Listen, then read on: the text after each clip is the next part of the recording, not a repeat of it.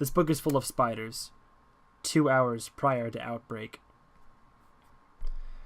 It wasn't the longest night of my life, but it was way up there.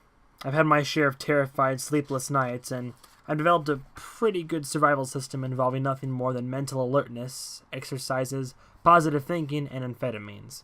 Don't worry, I have a prescription. Or at least the guy who sold them to me did. I was in for a brutal crash later, but that was day David's problem. Night David was trying to stay alive. And it worked. I was out on my porch when shafts of light started burning through the trees in my front yard, and I almost cried at the sight of it. It was the first time I could remember that I had seen 2 consecutive sunrises. Ironically, at that point I was too jacked up to sleep, and not just from the orange capsules that were dissolving in my system. I had come up with a plan of action during my long wait. First, get the shit out of my tool shed and dump it somewhere, maybe in the river. Then, get out of town for a while. Let all this blow over. Where should I go? Didn't matter. I could do anything. Hitchhike to San Francisco and live on the beach. Join the circus. The where wasn't important. I had been in a rut, that's what I realized. I needed to shake things up, lose this weight, learn karate.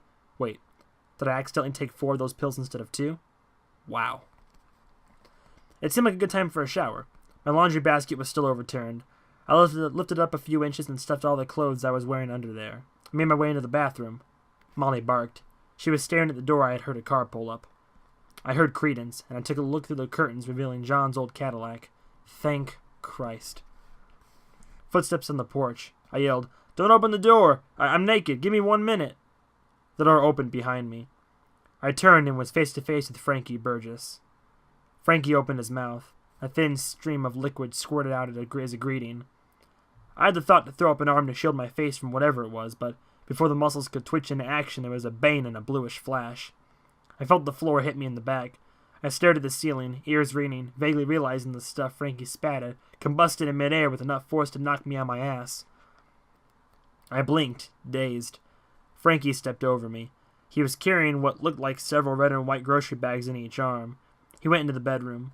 From the floor, I saw the Cadillac outside my open front door and had time to make the conscious decision to race out there and drive naked across America, before I felt the forearm close around my neck. Frankie, now with the strength of several Frankies, yanked me to my feet and marched me toward the bedroom.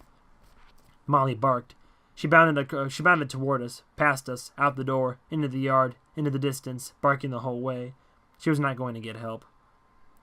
I could see into the bedroom now, but couldn't make sense of what was there. There were 4 huge, white, bleeding dead birds in my bed. Chickens? Turkeys?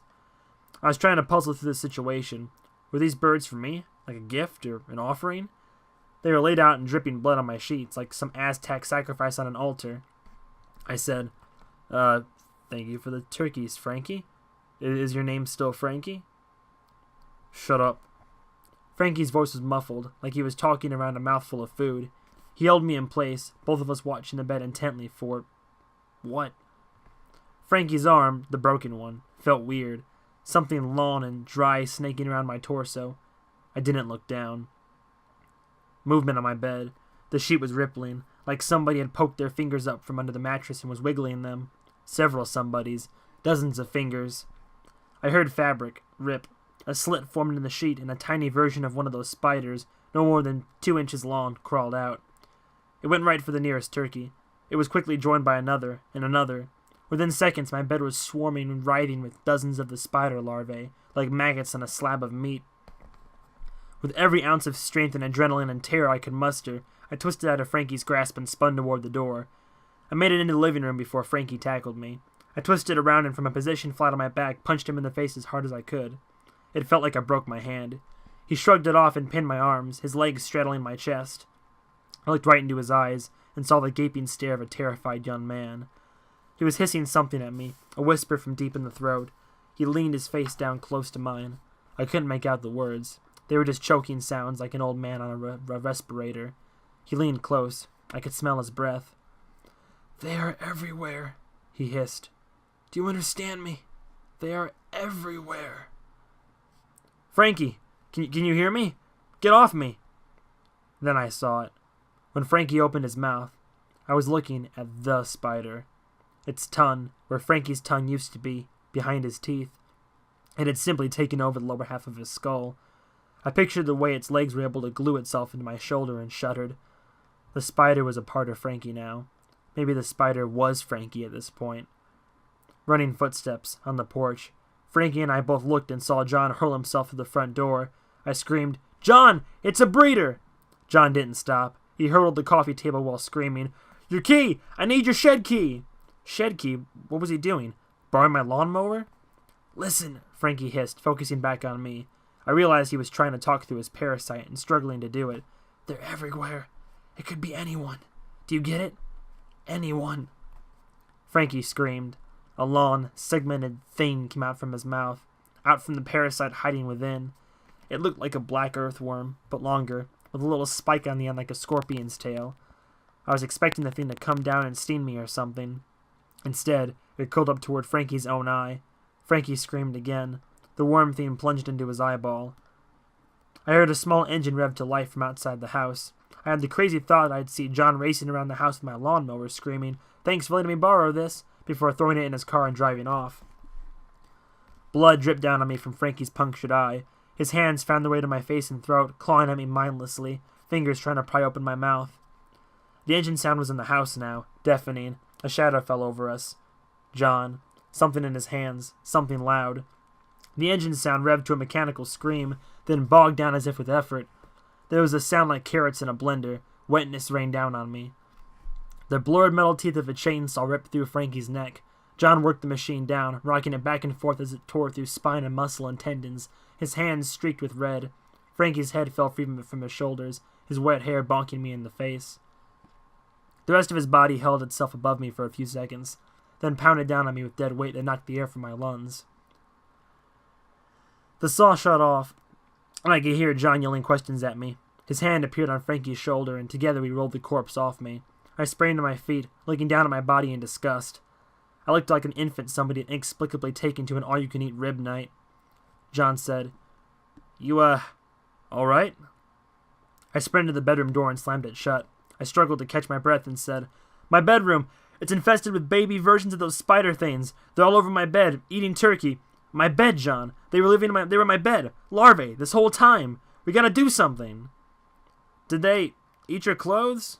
"Listen, the army has quarantined the hospital, but it's not doing any good because the spiders are out. They're here. Here, John. What are we gonna do if we let just one of those things out into the world? Okay, first of all, wait, where's the head?" We both looked down at Frankie's headless corpse, now laying in the living room on a spreading pool of blood. There was no head. "What the? Look! Shit!" Frankie's head was making a run for it. The spider's legs were protruding from the severed neck, and they were scurrying the head through the open front door. I ran, following the crawling head out into the porch. I stomped on the head with my bare foot, pinning it to the welcome mat. I started to yell to John to get the chainsaw when the asshole head bit my foot. I yanked the foot free of Frankie's teeth, then reared back with my other foot and kicked the head so hard I felt like it broke my 4 toes. The head sailed 10 feet through the air until it bounced off the windshield of Detective Lance Falconer's Porsche, which had chosen that moment to pull into the driveway. The head left a pink smear on his windshield, then rolled off his hood and back at my feet. I grabbed it in both hands, teeth facing away from me so it couldn't bite my dick off. A hugely confused Falconer emerged from the car to the side of me, standing naked in my driveway, covered in blood and covering my crotch with a severed head. "I'm David Wan, and I'm here with a special message about amphetamines." "Put it down!" Falconer's gun was out. I said, "1 minute." I ran back inside, made it to my bedroom, opened the door, threw the head inside, and slammed the door shut again. My brief glimpse of the room revealed the hatchlings and made it halfway across the floor. I ran into the bedroom, grabbed 2 towels, and stuffed them under the door. That wouldn't hold long. "Asshole! Put your hands up now!" Falconer had come inside, gun still trained on me. I said, "Okay, calm down. There's good news and bad news. The good news is, we found Frankie. The bad news is, we got bigger problems." "Wait," interjected John from behind the detective. "You're Lance Falconer." "Shut up or I'll shoot you in the face." That was driving me nuts all night. "You're the detective who caught the Father's Day killer, right? Didn't you throw him out of a helicopter?" Falconer didn't answer. John said to me, "He's famous. I saw this whole thing about him on A&E. "Shut the fuck up. Did you kill Frankie?" John said, "It was self-defense, and he stole my car. He drove it here and I had to walk all the way from the police station. Got here just in time. He was raping Dave when I walked in. He wasn't." "Shut up, both of you. You're coming with me." To me he said, "Put some pants on." "Fuck you, this is my house. I make the rules. You take your clothes off." John, get the twister, Matt. Falconer asked. Are you high? A little. What's in the room? Why are you sealing it up? John, thinking quickly, said, Infection. Frankie had it. It's the reason Coy quarantined the hospital. It's like a virus that... Stop. You're lying. To me, he said, What's in the room? Look, I respect your bullshit detector. Everything that I'm about to say is true. Read it in my eyes. There are factors at work here that you would not understand, and that we don't have time to explain. There is nothing more you can do here, detective, other than to get out of your way. You came here to find a man. You found him. He's lying at your feet. Now go home. Falconer gave me a hard look. He lowered his gun, strode past me, and threw open the bedroom door. His eyes went right to the bed. What he saw were 4 bloody turkeys. No, that wasn't right. What he saw were 4 bloody turkey skeletons, laying on my bed among piles of feathers. The larvae had all but stripped them clean within minutes. What I saw, but Falconer did not, was that the spiders were now on the carpet, on the walls, and crawling around the glass of the bedroom window. They were growing at an impossible rate, some already the size of a fist. I felt a single drop of sweat fall down the back of my neck, trickling down my spine. I took a reflexive step back. One of the spiders crawled across Falconer's shoe. He would have noticed if it had been looking directly at him. What is it in there? Some kind of ritual? Voodoo bullshit. Trying to summon a ghost or a demon or whatever you guys do? No, I told you, detective. You're not going to solve this one. Sure, I understand. He holstered his gun. Then in a blur, he grabbed my arm, spun me around, and slammed me against the doorframe of the bedroom. He got my right arm up behind my back, and pain exploded down my shoulder joint, the ligaments twisting around bone. I screamed. To John, Falconer said, Back! Cold steel on my right wrist. Handcuffs. Falconer pushed me into the bedroom. He shoved me to my knees, among the newborn spiders. I heard John shout, No, no! But Falconer spun and put his gun on him. With his free hand, he looped the handcuff chain around the metal frame of the bed and snapped the remaining cuff around my other wrist. I was on my bare knees, hands chained around the bed, and I could feel itchy spider legs crawling up my thighs, over my feet. Falconer stood, held his gun on John, and said, Now, I'm not unlocking that until you've explained everything.